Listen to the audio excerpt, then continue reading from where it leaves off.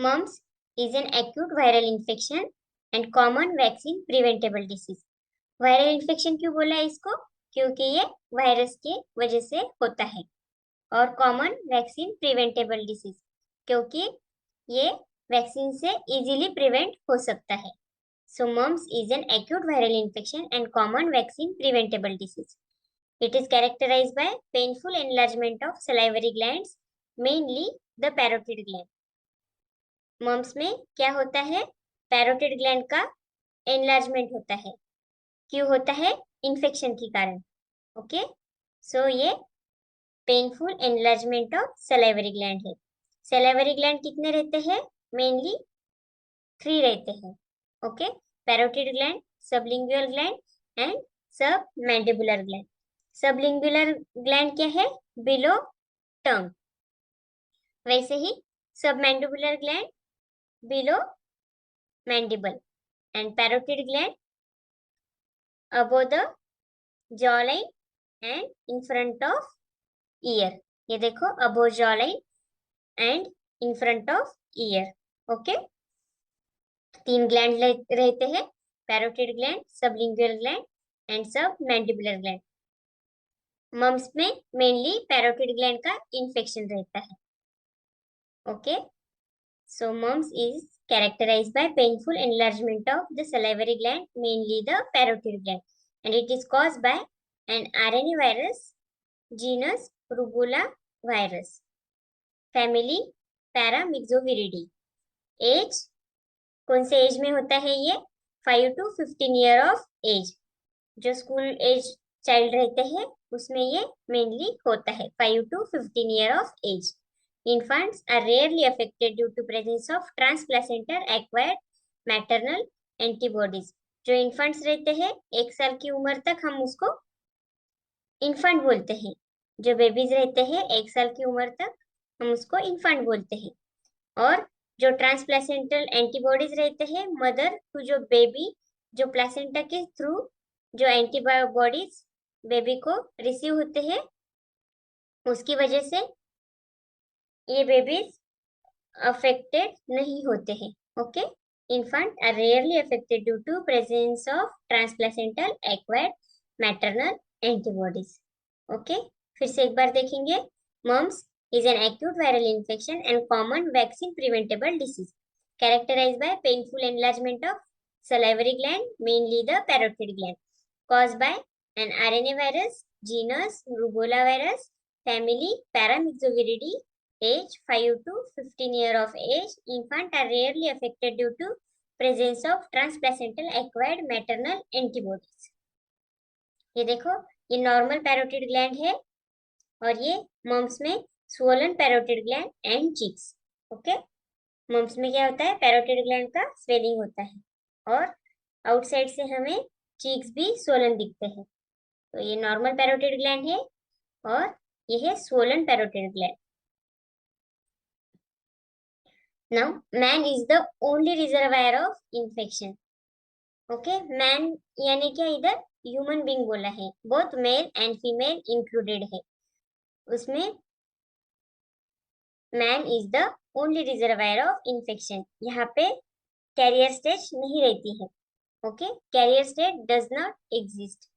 जैसे कि मलेरिया में फीमेल एनोफिलस मस्क्यूटो रहता है, जो एक ह्यूमन बींग से दूसरे ह्यूमन बींग को ट्रांसफर करता है, कैरी करता है इन्फेक्शन. ओके, वैसे मम्स में ये कैरियर स्टेट नहीं रहती है.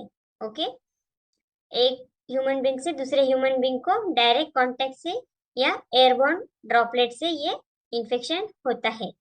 Okay, so man is the only reservoir of infection. Carrier state does not exist.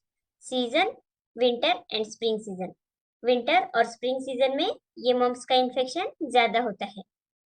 And this infection is spread by direct contact and airborne droplets and fomites contaminated by saliva and urine. ये देखो, direct contact से कैसे spread होगा infection? जैसे एक mums का infected baby है, अगर उसके ग्लास से अगर किसी हेल्दी बेबी ने पानी पिया, दूध पिया, तो जो सलाइवा इन्फेक्टेड रहेगा ग्लास, तो एक बेबी से दूसरे बेबी को ये हो सकता है. और एयरबॉर्न ड्रॉपलेट्स यानी क्या, जैसे कि स्नीजिंग और कफिंग की वजह से। And fomites contaminated by saliva and urine. जो मम्स के वायरस रहते हैं वो मेनली सलाइवा एंड यूरिन में प्रेजेंट रहते हैं। Okay, virus proliferated in the respiratory epithelium, जैसे कि एग्जांपल में नेजोफेरिंक्स। नेजोफेरिंक्स में ये वायरस प्रोलिफरेट होता है। Okay, virus can be isolated from saliva as long as 6 days before to 9 days after appearance of salivary gland swelling। salivary gland के swelling के पहले 6 दिन और salivary gland के swelling के बाद 9 दिन तक यह वायरस हमें सलाइवा में आइसोलेटेड मिलता है। तो फिर से एक बार देखेंगे। Man is the only reservoir of infection carriers that does not exist season, winter and spring, spread by direct contact and airborne droplets and fomites contaminated by saliva and urine. Virus proliferates in the respiratory epithelium. Virus can be isolated from saliva as long as 6 days before to 9 days after appearance of salivary gland swelling.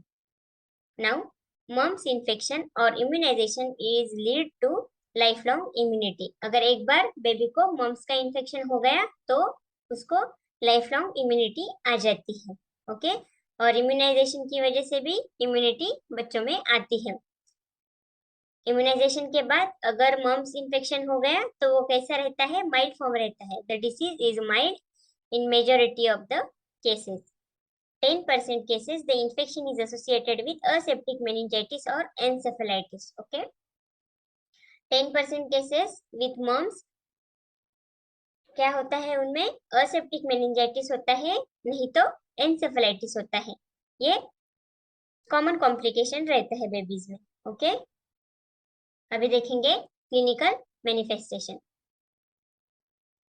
Incubation period 2 to 4 weeks, यानी क्या 15 से 30 दिन तक mums का incubation period रहता है। Symptoms start with fever, मलेज and headache. बच्चों में पहले क्या इन्फेक्शन दिखेंगे, सिम्टम्स क्या दिखेंगे इन्फेक्शन के, फीवर दिखेगा, मलेज दिखेगा एंड हेडेक दिखेगा। बाद में mumps infection is characterized by unilateral और बायलैटरल पैरोटाइटिस। पहले फीवर, मलेज, हेडेक होने के बाद क्या दिखेगा, यूनिलैटरल नहीं तो बायलैटरल पैरोटाइटिस। पैरोटाइटिस यानी क्या, swelling of parotid gland. Okay, mumps infection is characterized by unilateral or bilateral parotitis.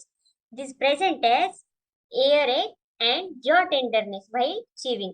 Okay, earache and jaw tenderness क्यों दिखेगा, जैसे वायरस मसल पे अटैक करने के बाद मसल का स्पाज्म होगा, उसकी वजह से क्या होगा, earache दिखेगा, बच्चे के कान में दर्द होगा और जॉ का टेंडरनेस होगा, चबाते वक्त जॉ का टेंडरनेस होगा। Okay, dryness of mouth and swelling at the angle of jaw.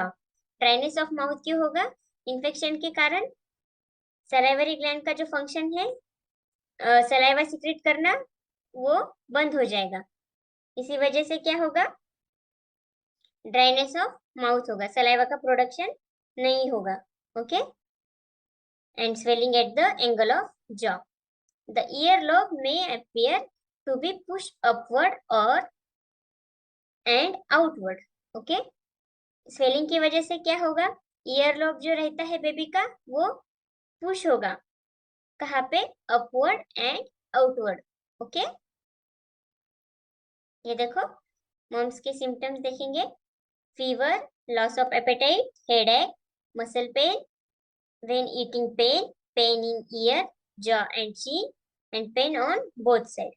Okay, अभी ये इन्फेक्शन रिजॉल्व कब होता है, this resolve within 1 week. Okay, 7 दिनों में ये रिजॉल्व हो जाता है। Occasionally, the other salivary glands, including submandibular and sublingual glands, are affected. Okay, अभी देखेंगे कॉम्प्लिकेशन। उसमें फर्स्ट है और बहुत इंपॉर्टेंट है इपिडिडाइमो ऑर्काइटिस। ओके, यहाँ पे बहुत एमसीक्यू आता है कॉम्प्लिकेशन पे, सो मम्स का कॉम्प्लिकेशन है वो अच्छे से याद रखना है। फर्स्ट है इपिडिडाइमो ऑर्काइटिस। इपिडिडाइमो क्या है, इपिडिडाइमिस का स्वेलिंग, और ऑर्काइटिस यानी टेस्टिस का स्वेलिंग। इपिडिडाइमिस ये जो ट्यूब रहता है वो टेस्टिस को अटैच रहता है, ये देखो ये है इपिडिडाइमिस, ये ट्यूब जैसा स्ट्रक्चर है, ये टेस्टिस को अटैच रहता है। ओके, और इसका swelling, inflammation of epididymis and inflammation of testis, इसको क्या कहते हैं? Epididymo orchitis, is more common in adolescent boys और पोस्ट प्यूबर्टल मेन, यानी कि अडल्ट में। Okay, the condition is unilateral in 85% cases and occur in 1 to 2 weeks after parotitis. Okay, this condition is unilateral in 85% cases. 85% cases में ये unilateral होता है and occur 1 to 2 weeks after parotitis. parotitis के 1 to 2 weeks बाद ये patient में दिखाई देता है. Okay, the testes are enlarged and tender. Some degree of atrophy follows the inflammation, but sterility is rare. Inflammation के बाद some degree of atrophy दिखता है. atrophy यानी क्या? degeneration, size decrease होता है, but patient में sterility के chances rare रहते हैं. ओके, फिर से एक बार देखेंगे. ये देखो, epididymo orchitis is common in adolescent boys or post-pubertal men. The condition is unilateral in 85% cases and occur 1 to 2 weeks after parotitis. The testes are enlarged and tender.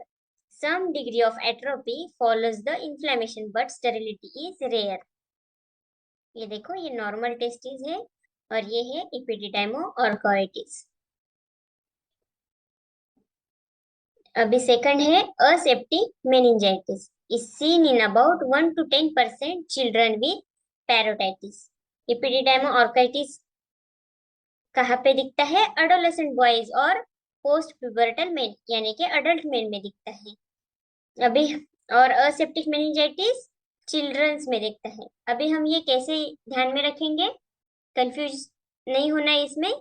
Aseptic meningitis children में दिखता है. जैसे कि children's में क्या होता है? 1 to 5 year की एज तक ब्रेन का डेवलपमेंट होता है. So brain related problem childrens में कंसिडर करेंगे हम. सो असेप्टिक मेनिंजाइटिस कहाँ पे दिखेगा? चिल्ड्रन में दिखेगा. और एपिडिडाइमो ऑर्काइटिस कहाँ पे दिखेगा? एडोलेसेंट एंड अडल्ट मेन में दिखेगा. क्यों दिखेगा? क्योंकि एडोलेसेंस में क्या होता है?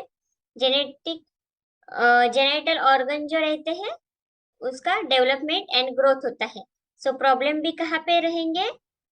एडोलेसेंट बॉयज में या पोस्ट प्यूबर्टल मेन में रहेंगे. Okay, so epididymo orchitis is more common in adolescent boys और पोस्ट प्यूबर्टल मेन.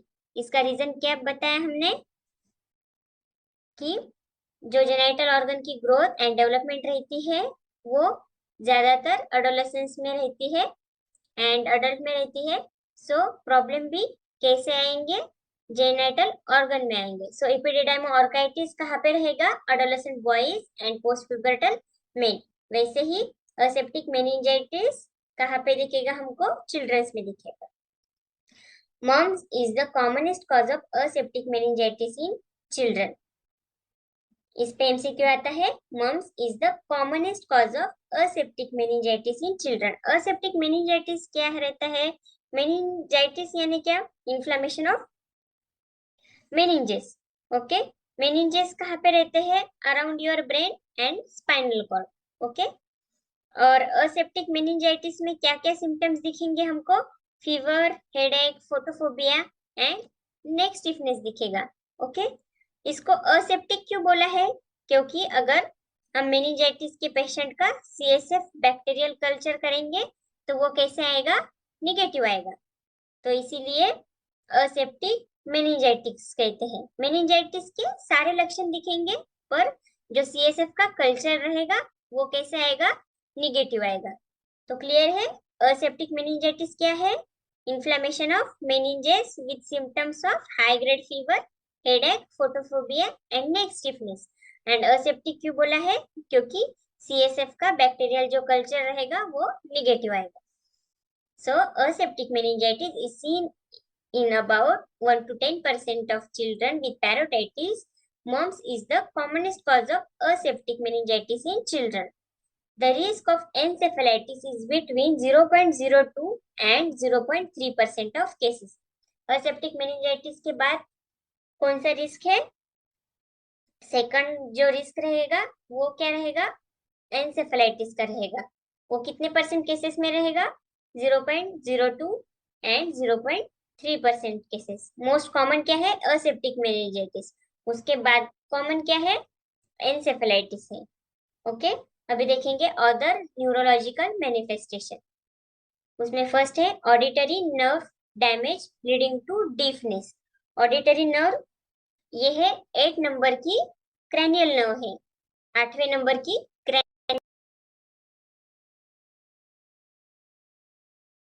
नर्व को ऑडिटरी नर्व बोलते हैं। ओके, अगर इस पे इंफेक्शन होगा, जो मम्स के वायरस से अगर ऑडिटरी नर्व पे वो अफेक्ट करेंगे तो क्या होगा? ऑडिटरी नर्व डैमेज होगा। उसकी वजह से क्या होगा? डिफनेस होगा। डिफनेस यानी क्या? Unable to hear anything. बच्चे को कुछ सुना ही नहीं देगा। Okay, auditory nerve damage leading to deafness. Cerebellar, next है सेरेबेलर एटेक्सिया। सेरेबेलर एटेक्सिया यानी क्या? Poor muscle control and difficulty to walk and balance. Okay, cerebellar ataxia में क्या होगा? मसल का कंट्रोल पुअर होगा। उसकी वजह से क्या होगा? डिफिकल्टी इन वॉक रहेगा एंड बैलेंस ऐसे नहीं होगा। तो उसको क्या बोलते हैं? Cerebellar ataxia. नेक्स्ट है facial neuritis. Facial nerve 7th number की क्रैनियल नर्व रहती है। अगर उसका इन्फेक्शन हो गया तो क्या होगा? पेन एंड टेंडरनेस होगा। उसको ही हम क्या बोलेंगे? न्यूराइटिस बोलेंगे, facial neuritis. Then transverse myelitis. Transverse myelitis यानी क्या? Inflammation of spinal cord and Guillain Barre syndrome. फिर से एक बार देखेंगे other neurological manifestation. Auditory nerve damage leading to deafness, cerebellar ataxia, facial neuritis, transverse myelitis and Guillain Barre syndrome. Now uncommon presentation. उसमें first है pancreatitis 5% में trigger insulin dependent diabetes mellitus. Okay, अगर viruses ने पैंक्रियास पे attack किया तो क्या होगा? Pancreatitis. Then mastitis, inflammation of breast. Okay, then है ophoritis, inflammation of ovaries. Then nephritis, inflammation of kidney के tissue. Okay, inflammation of kidney tissue. Okay, उसको बोलते हैं nephritis. And myocarditis, inflammation of heart muscle, उसको हम बोलेंगे myocarditis. सो uncommon presentation में क्या क्या आएगा? Pancreatitis, mastitis, oophoritis, nephritis and myocarditis. ये देखो symptoms of meningitis: fever, headache, stiff neck, sensitivity to light, photophobia, nausea, vomiting, confusion, altered mental state. अभी हम मम्स का डायग्नोसिस कैसे करेंगे?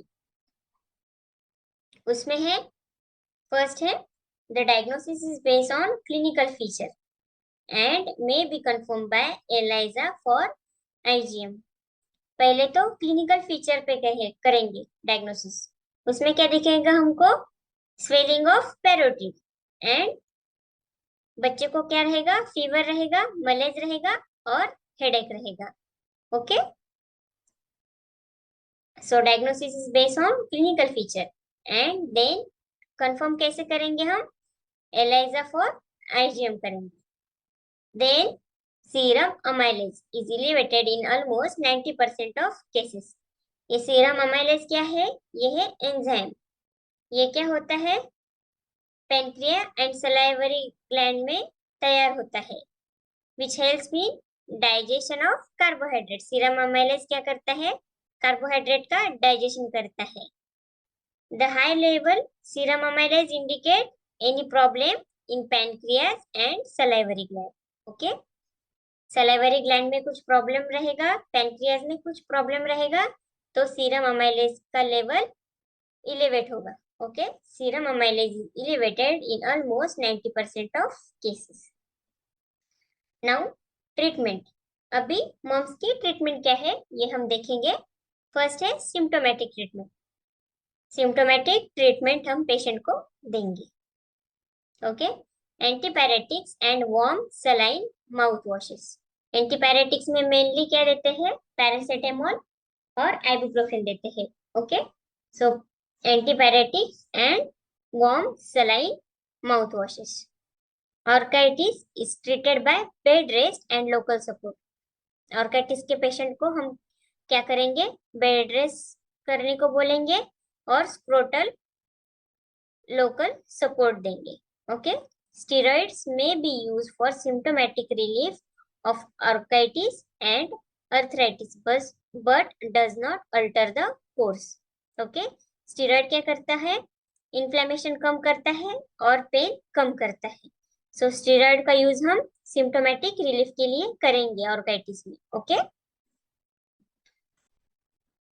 अभी लास्ट है प्रिवेंशन। अभी मम्स का प्रिवेंशन हम कैसे करेंगे। First, isolation. The affected patient should be isolated until the parotid swelling has subsided. Patient को आइसोलेट करेंगे हम। ओके, बाकी बच्चों से हम उसको दूर रखेंगे। सेकेंड है immunization. Mumps can be prevented by timely immunization. उसमें इम्यूनाइजेशन में क्या है, MMR वैक्सीन है। First, national immunisation schedule 15 to 18 months only one dose. 15 to 18 months के बच्चों को सिर्फ एक ही डोज इंडिकेटेड है नेशनल इम्यूनाइजेशन शेड्यूल में। और IIP शेड्यूल में क्या है, 15 to 18 month first dose and second dose 4 to 6 year of age second dose रहेगा। Okay, so immunisation, national immunisation schedule 15 to 18 month only one dose. IIP schedule 15 to 18 month first dose and second dose 4 to 6 year of age. Okay, इसको हम एक बार sum up करेंगे। MMR vaccination is the best way to prevent mumps. Don't share things that have saliva on them. Direct contact से infection spread होता है। Cover your coughs and sneeze. Okay, stay home when you are sick. Wash your hand often with soap and water. Clean and disinfect the surface. Okay, fomite से ये infection spread होता है। Okay, अभी देखेंगे sign and symptoms of mumps. Sign में क्या देखा, mainly mumps is the best known for puffy cheeks and swollen jaw. उसमें सिम्टम्स क्या क्या थे, fever, headache, loss of appetite, muscle ache and tiredness. Complications क्या है, complication include swelling of the testicle, उसको ही क्या बोलेंगे हम, orchitis, ovaries, oophoritis, breast mastitis, pancreas, pancreatitis, brain encephalitis and spinal cord tissue transverse myelitis.